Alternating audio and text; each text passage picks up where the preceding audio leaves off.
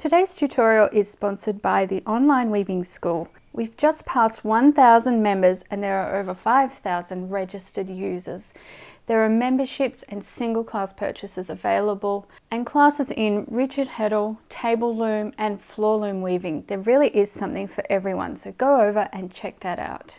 Hi weavers, today we're going to learn a really fun technique and it's called Leno. It is a finger controlled technique and I really like it because it looks fancy but it's pretty easy to work. It takes a little bit of time but it's not difficult to do and you can do it on a plain weave setup. So that's exactly what I have in front of me. I've got my little Sampleit loom set up for plain weave. I'm going to link this loom down below because I get so many questions about my looms. And I've got a 7.5 dent reed on that. I don't have the full width warped because I'm just sampling and having fun with this, and I'm using a worsted weight wool. You can see down below that I've been doing some Italian hem stitch, which is absolutely gorgeous. And if you are a member at my online weaving school, you will find the Italian hem stitch class in the Weaving Knowledge Library, which is a members only resource. Let's get started. You'll just need your shuttle loaded up. It's really great to start with a little bit of plain weave. Make sure that you have the warp advanced pretty close to you because we're going to be putting twist into the warp and that makes it a little bit tight for weaving. So if you're too far up towards the heddle, then you're going to find it difficult to work this. You'll also need a pickup stick. I've got my cute little Sampleit size pickup stick ready to go. And I've got my shuttle on the right hand side, and that is because I'm right-handed, so I'm going to be working it from the right hand side. If you're left-handed, you might want to start the shuttle on the left hand side. We are going to be working the Leno today on an open shed. You can also work it on a closed shed, but I'm not showing that today.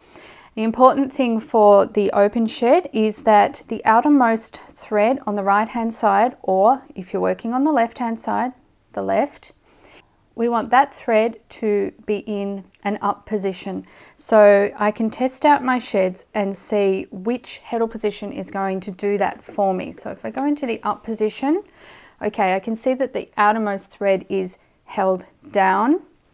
So if I go in the down position, that outermost thread then pops up and that's exactly what I want. Don't worry about your shuttle for the first part, we just need the pickup stick. I do actually have a Leno project available in my Etsy shop as a digital download, and that's my farmer's market bag, and I'm going to link to that down below too in case you're interested. All right, let's begin. This first thread that I was talking about, we actually want to hold that out of the way for the very first part of this process. So I'm just going to hold that over to the left a bit, and what that does is it reveals the thread that is underneath, and that's the thread that I want to pay attention to first of all. So I'm going to take my pickup stick underneath that first thread. So that is the thread that's threaded in a hole, and I'm in the down shed. I'm going underneath that thread. Now the thread that I'm holding to the side, that's the first thread here that comes after this thread that we've just picked up, and I want that, when I let go of that, that naturally sort of goes underneath the pickup stick, and that's what I want for that one. So I'm going to hold the top ones out of the way again, dive the pickup stick back down, and I'm going to pick up the next down shed thread, and then the next up shed thread, I'm going to let that go and it naturally goes underneath. Again, diving down, picking up the next down thread, letting the top thread go, and there we go. Now the way that you can check your progress is you should start to see twists appearing right here, and they'll also appear directly behind the pickup stick. And it's kind of like an X shape, or it looks like someone who's crossed their legs. So if you're getting that kind of twist, then you're on the right track. So the next one along is the down shed thread going underneath. And then I'm releasing the next top shed thread and it goes underneath. Okay, so I'm going to pick up the next down shed thread, let the next one go at the top. So you can see this kind of action, and you can get quite fast at doing this by sort of manipulating the pickup stick up and down, up and down. And I'll give you an idea of what that looks like.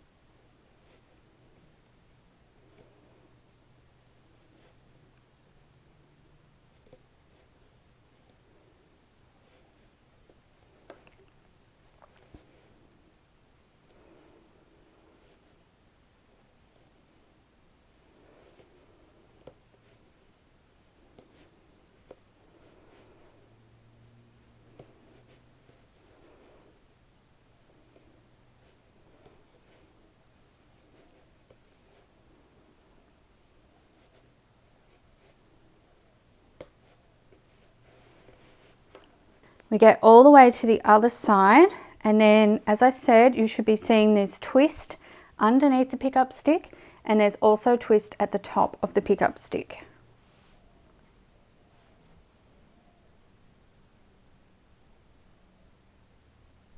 Okay, so we just need to make a space at the front here for our shuttle to go through. There's no space there at the moment, but we can just pop the pickup stick, slide it back a little ways. And then if we turn it on edge, we make ourselves a little shed through which to go. So we're going underneath the pickup stick, maintaining those twists that we've just put in. Make sure that you fix up your edges like you normally would for plain weave. Yes, it's a little more challenging because of the tightness of the shed, but still doable. Then we can actually remove that pickup stick, beat down, and how much or how little you beat depends on a couple of things. Because of the twist, they won't actually let you beat really close to the last bit of weaving that you did, but also it depends on the yarn that you've got. So I'm using a wool here and it's really clinging to itself. If I was using something a little bit smoother, I might be able to beat a little bit closer. And also my wool is quite thick. And if you used a thinner yarn, you would be able to get smaller gaps as well. So it just kind of depends on what look you're going for, whether you want really fine rows of lino or whether you want something a little bit more open. All right, so we were in the down shed that whole time. We're now going to the up shed, and I'm just going to weave this row as though I'm weaving a normal pick of plain weave. Fix up at the edge like I usually do, and you'll notice that in this row there is a whole lot of twist as well. So that twist that was behind the pickup stick before has now transferred into this shed, which means that we get to do an additional shed of lino sort of for free without doing the work, because the twist was already there, it just transferred for us. So we can beat that one now. And then I can go back into the down shed. So now I can choose what I want to do. Do I want to do more rows of lino? Do I want to do some bands of plain weave so that I have these little borders of lino? You can decide what you want to do. Let's see what it looks like with a few picks of plain weave, and then we'll do another couple of rows of lino and see how that turns out. So a lot of people use this weave for a very open, airy fabric. I've seen some really beautiful curtains that weavers have done for their own homes using a lino fabric. Of course, I already mentioned my farmer's market bag, which is intended to be a stretchy, light sort of fruit and vegetables bag for your shopping. And I've seen it used very nicely on borders, which is sort of what I'm doing now, just as an example, as a border on the end of a table runner or something similar like that. It looks really beautiful with a natural linen. But hopefully you will be inspired to experiment a little and see how you can use Leno yourself. Okay, I'm going to advance my warp a little bit. I don't normally advance it this far forward when I'm just doing plain weave, but as I said, those twists can make it a little bit tight, so it's better to come a little bit more forward than you normally would. I'm going back into the downshed because that's where I started off. Just pop my stick shuttle out of the way for a moment. And I'm looking again for that bottom thread. And I'm going underneath that. And then I'm letting the next one go underneath the pickup stick, the top thread. Diving down, picking up that bottom one, letting the next one go, and it sits naturally underneath. And then we're gathering our twist all over again, under, over, under, over. Yep. Under the bottom thread, over the top thread. Under the bottom thread, over the top thread. Under the bottom thread, over the top thread.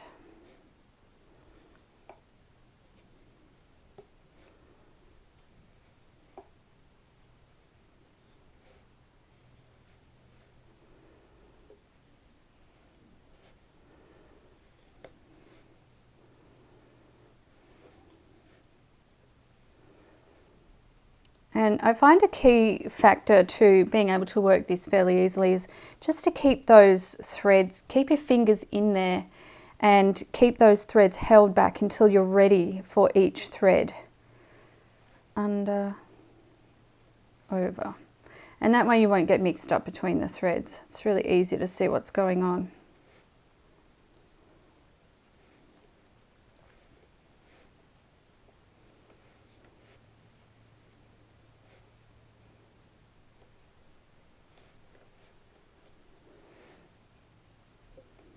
And of course the other identifying factor for if you're working it correctly is the twist underneath and then the twist on top, the crossed legs, remember?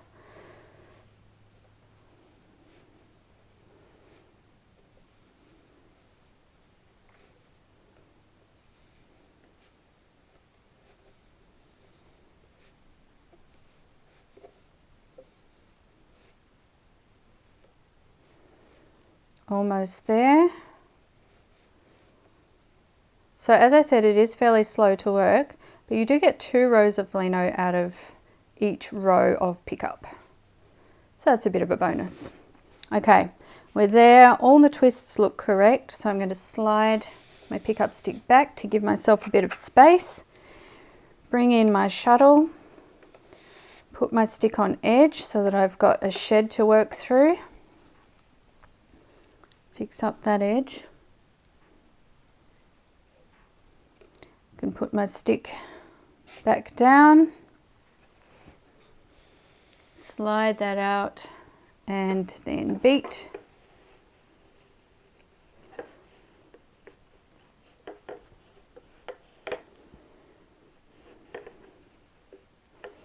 And then into the up position because I was in the down position. Going through, this is my free row, fixing up my edge and beating that as well. Then I have the choice once again of whether I want to continue my rows of Leno or whether I want to do it with borders. So I'm going to, this time, because I did a border last time, I'm going to work another couple of rows of Leno. Just to show you how that might look and how an open and airy fabric it is.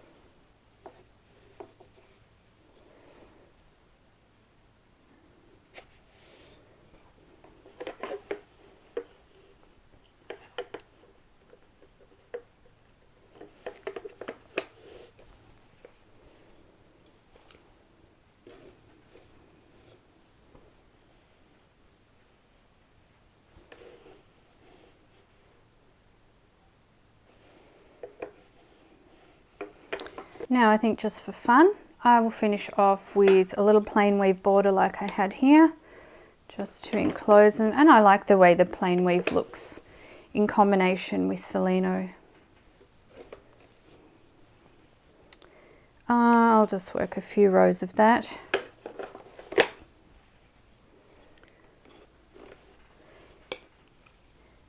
If you enjoyed this tutorial, please leave me a comment down below and let me know. I'd also love to hear from you if you intend to give this a go or if you've tried it already.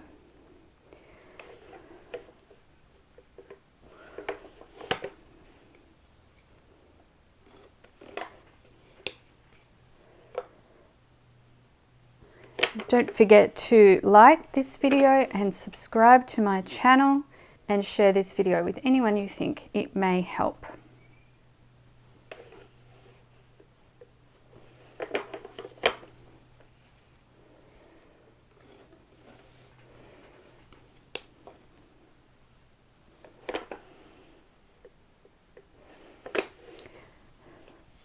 And I hope you have a very blessed week, and until next time, happy weaving.